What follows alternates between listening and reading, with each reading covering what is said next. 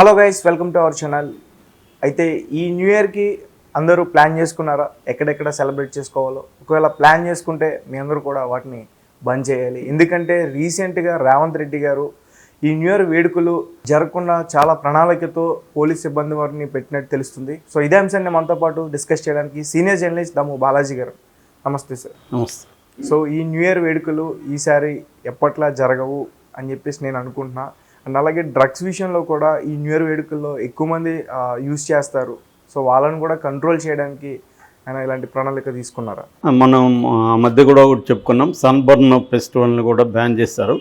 అంటే ఎటువంటి లౌడ్ స్పీకర్లు ఉంటే కూడా మేము అలౌ చేయమని పోలీసులు స్ట్రిక్ట్గా చెప్తున్నారు. ఎందుకంటే కొత్తగా 3 కమిషనరేట్లు ఉన్నాయి మనకి, హైదరాబాదు, సైబరాబాదు, రాచకొండ.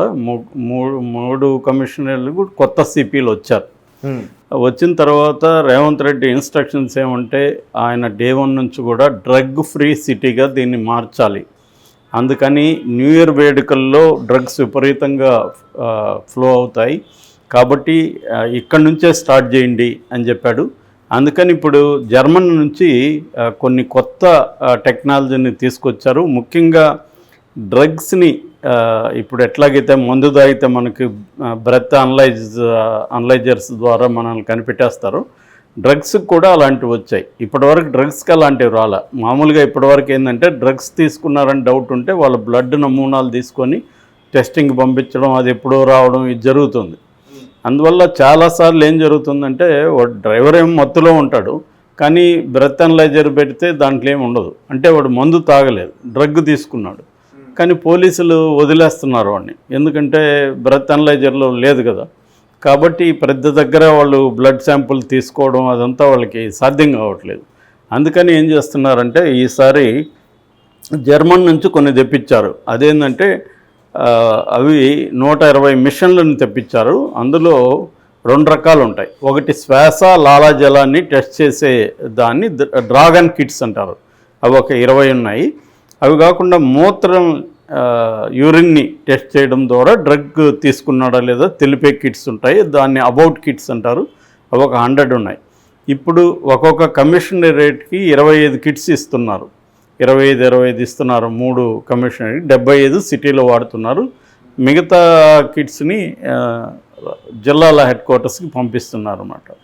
సో ఇది ఇప్పుడు ఏంటంటే ఎవరైనా నేను ఊరికే సరదాగా ఫ్రెండ్స్ వెళ్ళి గాంజా తాగి ఇంటికి వెళ్దామంటే కుదరదు. ఇంకా ఖచ్చితంగా వాళ్ళు దాంట్లో పట్టేస్తారు. దాదాపు 120 రకాల డ్రగ్స్ని అది ఫైండ్ అవుట్ చేయగలదు అనమాట ఈ మిషన్. ఈ 120లో ఏ రకంగా డ్రగ్స్ తీసుకొని ఉన్నా కూడా కనిపెట్టేస్తుంది. సో ఇది ఇప్పుడు డేంజర్ ఉంది. ఇది ఇప్పుడు రేపటి నుంచే అమల్లోకి వస్తుంది. ఈ మిషన్లు ఆల్రెడీ వచ్చేసే రేపటి నుంచే వాటిని ప్రయోగిస్తున్నారు. ఆల్రెడీ టెస్టింగ్ అంతా కూడా అయిపోయింది, పర్ఫెక్ట్గా పనిచేస్తున్నాయని చెప్తున్నారు. చాలా డబ్బులు ఖర్చు పెట్టి వాటిని తెప్పించారు. సో ఇప్పటి వరకు ఏంటంటే ఎక్కడైనా డ్రగ్స్ తీసుకున్నారా లేదా తెలియడం చాలా కష్టమైపోయేది. ఇప్పుడు ఆన్ ద స్పాట్లోనే పోలీసుల దగ్గర తెలిసిపోతుంది. ఎట్లాగైతే డ్రంక్ అండ్ డ్రైవ్లో తెలిసిపోతుందో అలాగే ఇది కూడా తెలిసిపోతుంది. అందువల్ల మొత్తం నిబంధనలు కూడా చాలా కఠినంగా పెట్టారు. ఒకటి 12:30 వరకే ఉండాలి, ఎవరో కూడా తాగి డ్రైవ్ చేయకూడదు, బైక్ కానీ ఇది కానీ. అట్లాగే విపరీతంగా గుంపులుగా వెళ్తూ అరుస్తూ కేకలు పెడుతూ బీర్లు తాగుతూ ఇలా మామూలుగా అయితే కుర్రాళ్ళు అలా తిరుగుతుంటారు రాత్రి అంతా. ఈసారి అలాంటివి అలో చేయమని చెప్తున్నారు. 12:30 వరకే అన్ని పబ్బులు కానీ అన్నిటికీ పర్మిషన్లు అని చెప్తున్నారు. ఎందుకంటే ప్రతి న్యూ ఇయర్కి క్రైమ్ బాగా పెరుగుతుంది. ఓవరాల్గా కూడా క్రైమ్ రేటు ఈ ఇయర్లో కూడా 2023 కూడా బాగా క్రైమ్ పెరిగింది తెలంగాణలో అని చెప్తున్నారు. ముఖ్యంగా సైబర్ క్రైమ్ 17% పెరిగింది. యాక్సిడెంట్లు పెరిగాయి. ఈ యాక్సిడెంట్లకు ప్రధాన కారణం ఈ 2, ఒకటి డ్రంక్ అండ్ డ్రైవింగ్, ఒకటి డ్రగ్ డ్రైవింగ్. ఈ రెండింటినీ కట్ చేయాలనేది ఇప్పుడు ప్రధానంగా ఫోకస్ చేస్తున్నాడు రేవంత్ రెడ్డి. దీనికి ఏంటంటే నిబంధనలు ఇందాక చెప్పినట్టుగా డ్రగ్స్ తీసుకున్నా పట్టుకుంటారు, మందు తీసుకున్నా పట్టుకుంటారు. కాబట్టి ఎవరు కూడా ఎవరి ఇళ్లలో వాళ్ళు తాగాలి, లేదంటే ఎక్కడైనా వెళ్ళి తాగితే అక్కడే ఉండాలి, లేదా అక్కడి నుంచి క్యాబుల్లో రావాలి. 31కి క్యాబులు కూడా టఫ్ ఉంటుంది, చాలామంది నడిచి వస్తుంటారు. సో ఏదేమైనా ప్లాన్ చేసుకోవాలి. ఇష్టం వచ్చినట్టు వ్యవహరిద్దామంటే మాత్రం కుదరదు. అంటే చాలామంది 31st కోసమే వెయిట్ చేస్తుంటారు చాలా వైల్డ్గా. కానీ రేవంత్ రెడ్డి షాక్ ఇచ్చినట్టు తెలుస్తుంది. అందుకని చాలామంది కుర్రాళ్ళు వేరే రాష్ట్రాలకు వెళ్ళిపోతున్నారు, గోవా లాంటి ప్లేసులకి. ఎందుకంటే ఇక్కడ ఉంటే ఈ నసంతా ఎందుకు, ఫ్రీగా ఉండొచ్చు అనేసి వెళ్ళిపోతున్నారు. ఏదేమైనా అదైతే మంచి నిర్ణయమే అని చెప్పచ్చు. ఎందుకంటే డ్రగ్స్ అనేవి విపరీతంగా హైదరాబాద్లో పెరిగిపోయింది. దీన్ని ఇప్పటివరకు బీఆర్ఎస్ గవర్నమెంట్ అనేక సార్లు డ్రామాలు చేసింది, కానీ ఎప్పుడు కూడా సీరియస్గా దీని మీద చేయలేదు. టీఎస్ న్యాబ్ అని ఒకటి పెట్టారు, తెలంగాణ నార్కోటిక్స్ ఎన్ఫోర్స్మెంట్ బ్యూరో అని. బట్ దాని ఫంక్షనింగ్ అంత ఎఫెక్టివ్గా లేదని చెప్పాలి. కానీ ఇప్పుడు వచ్చిన హైదరాబాద్ సిపి కూడా శ్రీనివాసరెడ్డి కూడా ఆయన స్ట్రిక్ట్గా చెబుతున్నారు. ఆయన ఛార్జ్ తీసుకునేటప్పుడే ఆయన ప్రధానంగా సినిమా వాళ్ళని కూడా హెచ్చరించారు. ఎందుకంటే సినిమా వాళ్ళ ఎక్కువ మంది తీసుకున్నట్టు వాళ్ళ దగ్గర ఇన్ఫర్మేషన్ ఉందని చెప్తున్నారు. అది మనకు కూడా తెలుసు. సినిమా రంగంలో పనిచేసే చాలామంది దగ్గర ఏదో ఒక రూపంలో డ్రగ్స్ ఉండడం చూస్తున్నాము.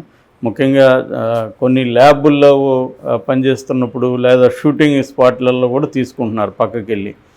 సో అంటే అంత ఈజీగా దొరుకుతుంది. ఇక స్టూడెంట్స్ అయితే అలవగాని రీతిలో ఉంది. ముఖ్యంగా బ్యాచిలర్స్ కొంత రూముల్లో చూస్తే వాళ్ళు మార్నింగ్ నుంచి నైట్ వరకు వేసుకునే బ్యాచ్లు చాలామంది ఉన్నారు సిటీలో.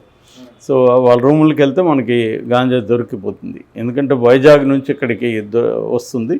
అట్లాగే ఇదేంటంటే ఇది ఒక ఇంటర్నేషనల్ దందా అని చెప్పచ్చు మనం. ముఖ్యంగా నైజీరియన్స్ ఇటు గోవా నుంచి ఇటు బెంగళూరు కేంద్రం నుంచి ప్రధానంగా వస్తున్నాయి.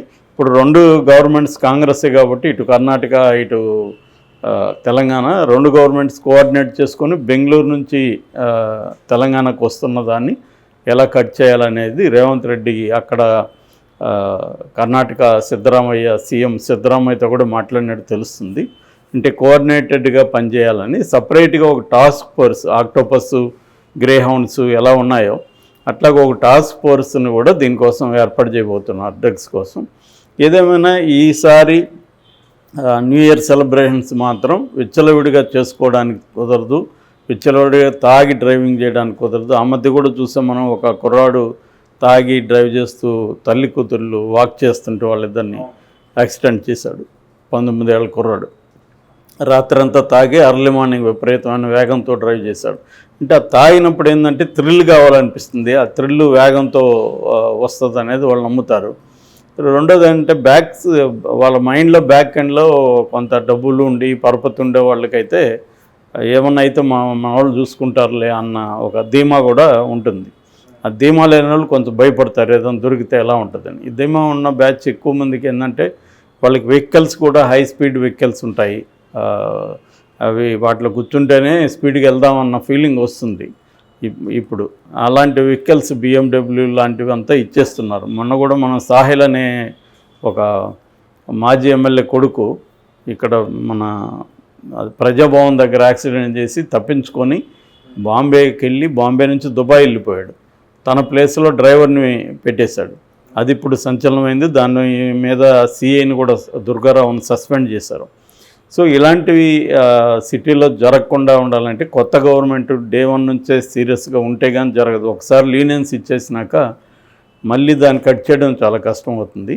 అదైతే రేవంత్ రెడ్డి స్ట్రిక్ట్గా ఆఫీసర్లకు అంతా చెప్పాడు. రెండోది, మీరు గట్టిగా పనిచేయాలి, మీరు పనిచేస్తే మీకు ఇన్సెంటివ్లు ఉంటాయి, లేదంటే ఖచ్చితంగా నేను చర్యలు తీసుకుంటాను అనేది ఆయన గట్టిగానే చెప్తున్నాడు. మరి ఇది ఏమాత్రం అమలు అవుతుంది అనేది అయితే చూడాలి. ఎందుకంటే ప్రతిసారి ఇలాంటివి చెప్తారు, చాలాసార్లు చూసాం మనం. కానీ మనం బయట చూస్తే ఈ బ్యాచ్లు తిరుగుతూ ఉంటారు, రాత్రి అంతా బైకులు వేసుకొని అరుస్తూ ఉంటారు, మందు తాగుతుంటారు. ఎక్కడంటే అక్కడ బీర్ బాటిల్, మార్నింగ్ మనం వాకింగ్కి వెళ్తూ ఉంటే మొత్తం బీర్ బాటిల్ కనిపిస్తుంటాయి. మరి ఏం చేశారు గవర్నమెంట్ అనిపిస్తుంది. సో ఈసారి అమలు అవుతుందా లేదనేది మనం చూడాలి.